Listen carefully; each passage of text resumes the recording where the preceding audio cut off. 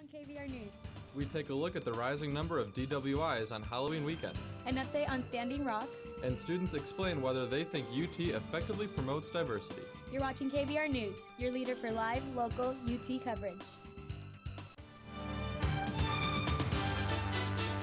Broadcasting live from the Texas Student Television Studios at the University of Texas. You're watching KVR News at 9, Austin's leader for live local UT coverage. Your news starts right now.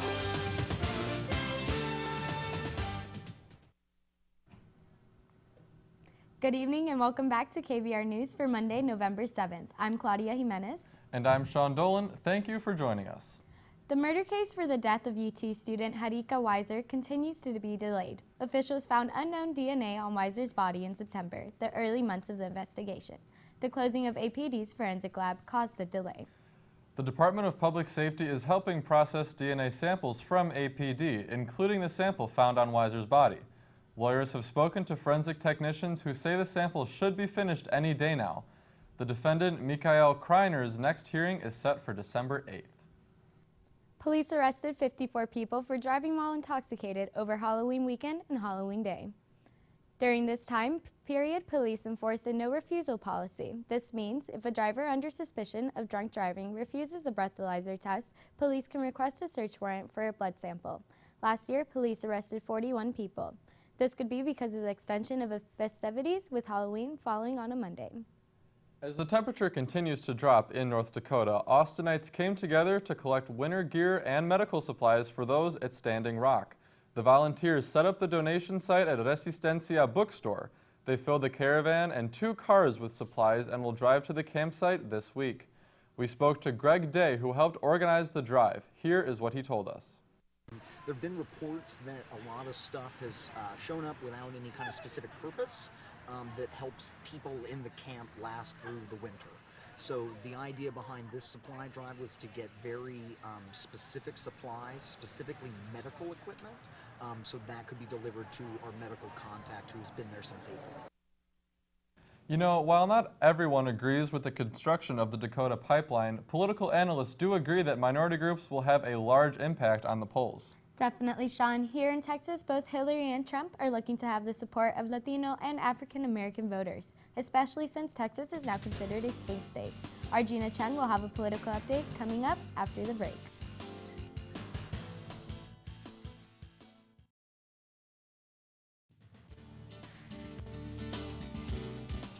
You're watching KVR News at 9. Your campus, your news.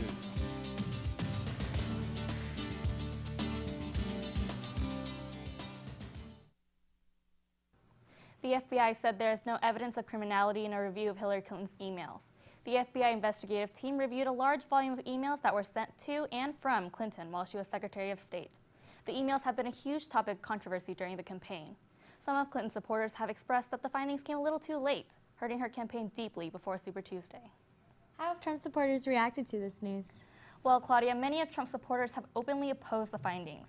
Newt Gingrich, an advisor to Trump, tweeted FBI Director Comey must be under enormous political pressure to cave like this and announce something that he can't possibly know. Trump made no mention about the findings during his campaigning in Minnesota on Sunday, but he has renewed his claims that Clinton was, quote, protected by a rigged system.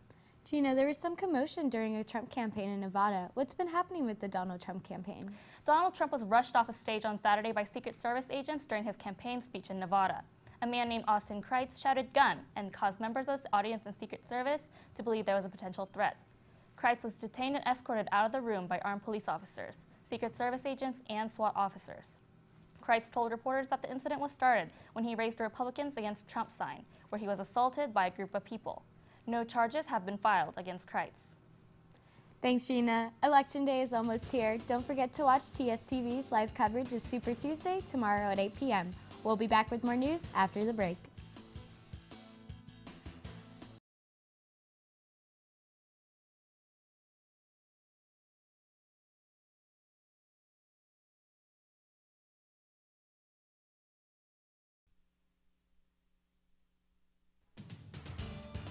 Coming up next, students hold an open discussion on the state of Black lives in America.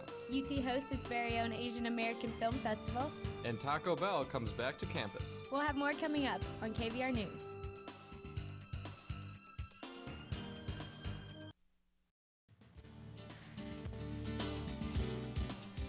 watching KVR News at 9.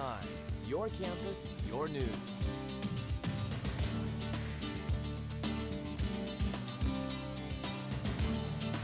Student government passed a resolution, also known as AR-15, to support the disbanding of the Young Conservatives of Texas for its affirmative action bake sale.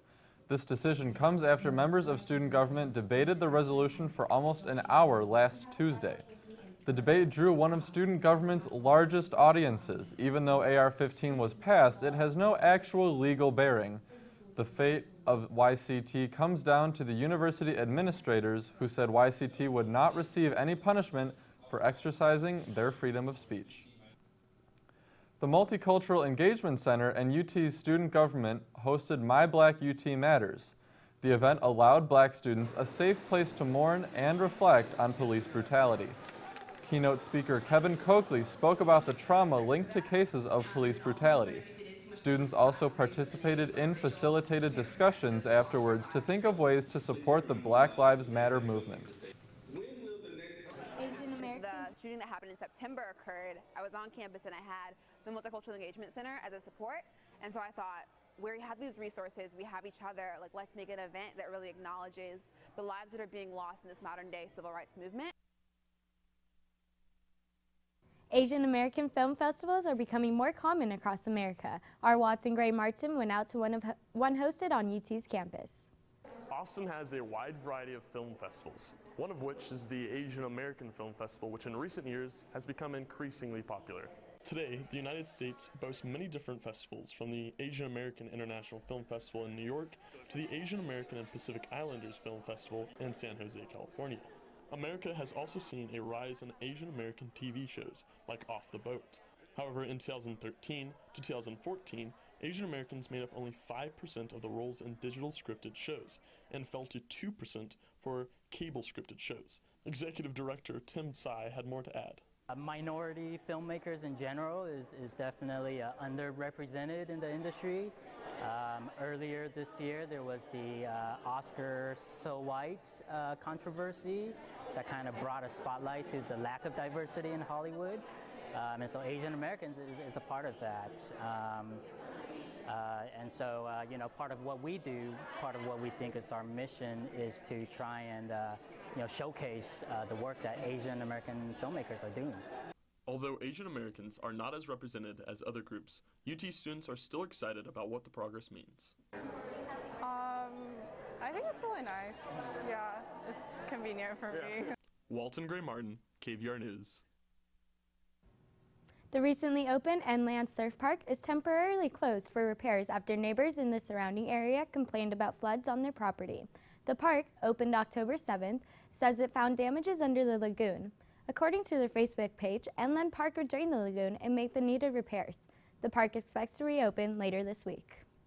School administrators in Pflugerville are investigating a case of vandalism after their football stadium, Kempel, was trashed and tagged with messages over the weekend. Kempel Stadium gained its fame through a hit NBC TV show Friday Night Lights, where the series filmed many scenes from 2006 until 2011. Vandals wrote obscene messages in baby powder and left trash on the field. School personnel discovered the imagery Saturday morning, and they were able to easily remove it with water. No suspects have been linked to the crime for now. Taco Bell returned to campus this past Thursday on Guadalupe Street, this time as Tacobell Cantina. To be back Currently, here there are only 3 of its kind in the country. Tacobell Cantina, as opposed to the original Taco Bell restaurant, serves its customers alcoholic beverages in addition to food. On top of serving beer and liquor from national distributors, the Taco Bell Cantina on Guadalupe will be serving local brands such as Tito's and Live Oak Brewing Company. Taco Bell helps the restaurant's new menu and TV screens will promote a more social dining environment. Just very happy to be back here in the UT campus. The students seem to enjoy it. The customers seem to enjoy being able to get their Taco Bell food very close by. So we're very happy to be right here next to UT's. You know, Claudia, I carried my umbrella with me everywhere this weekend. The rain just doesn't seem to be letting up. Definitely. I've been living in my roommate's all weekend, but honestly, I've been enjoying the fall chill. Our Nancy Hernandez will have our weather forecast for the week. Nancy? Well, it looks like Texas is finally getting the fall memo, as we expect cold temperatures this upcoming week. But it looks like the rain isn't going anywhere anytime soon. All this and more when we come back.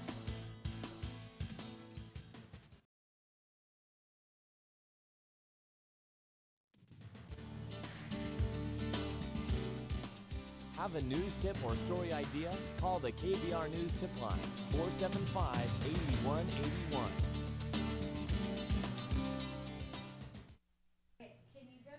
We got a taste of fall today. We had a high of 72 and can expect to hit a low of 63, along with some thunderstorms tonight.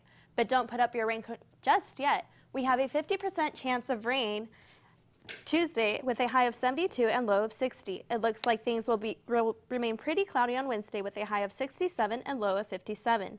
Things will clear up on Thursday with partly sunny skies and a high of 71, low of 55.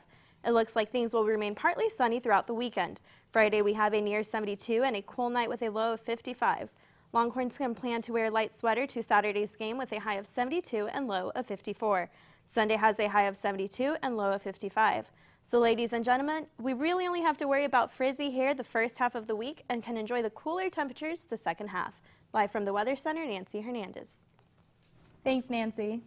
College Press Box's Luke Hendry will be in the studio to talk Longhorn sports after the break. Stay tuned.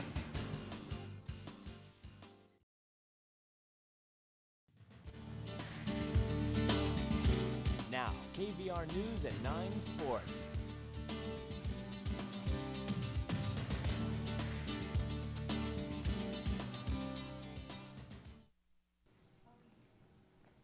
Welcome back to KVR News.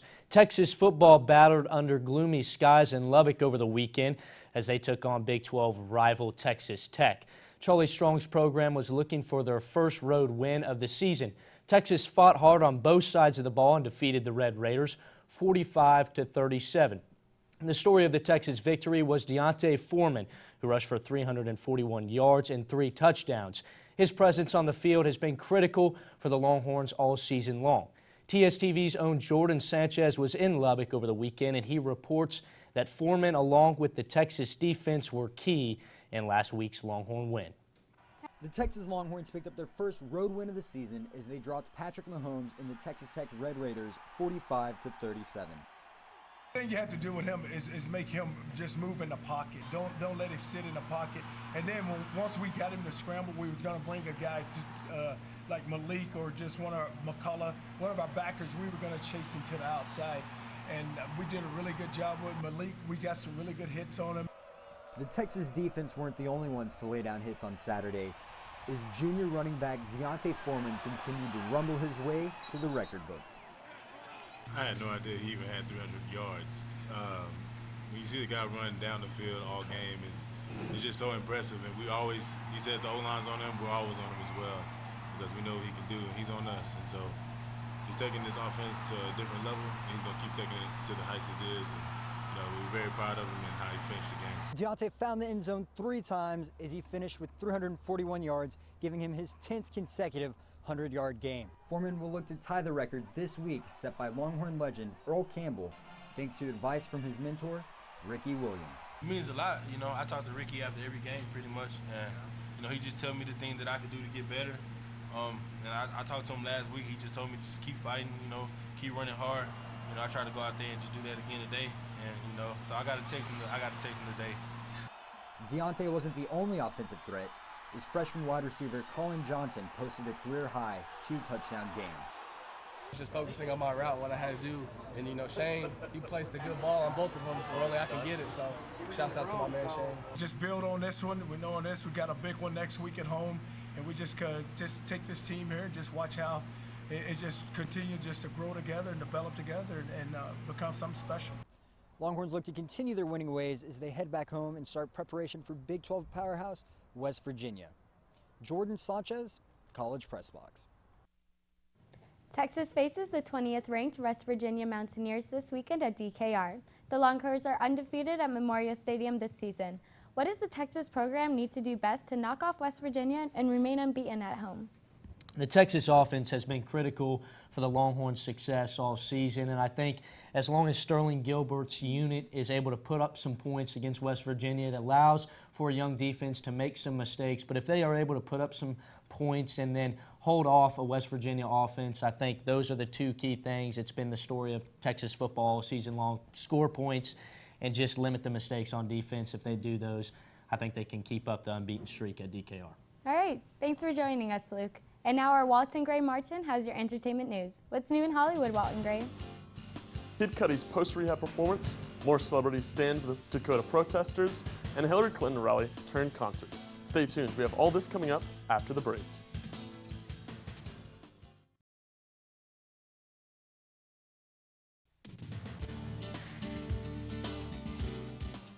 Have a news tip or story idea? Call the KVR News Tip Line, 475-8181.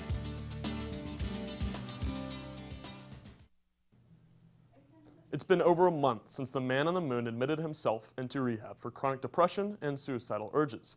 His performance on Complexicon marked the first time Kid Cudi has both performed and been seen in public since his stint into rehab. Cudi fans filled the arena at Complexicon singing along with popular songs like Pursuit of Happiness and Up, Up, and Away. During his performances, Cudi danced, constantly told the crowd he loved them, and signed posters during breaks. Cudi promised that his new album, Passion, Pain, and Demon Slayin', is still scheduled to release. The Avengers cast spoke out this week against the Dakota Access Pipeline. Samuel L. Jackson, Mark Ruffalo, Chris Hemsworth, and Chris Evans all post on their social media accounts urging their followers to sign a petition to stop the building of the Dakota Access Pipeline.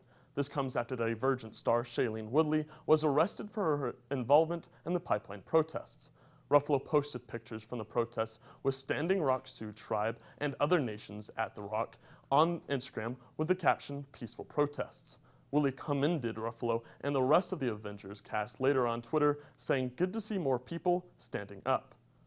Hillary Clinton enlisted some star power at a rally on Friday with performances by Jay-Z, Beyonce, Chance the Rapper, and Big Sean.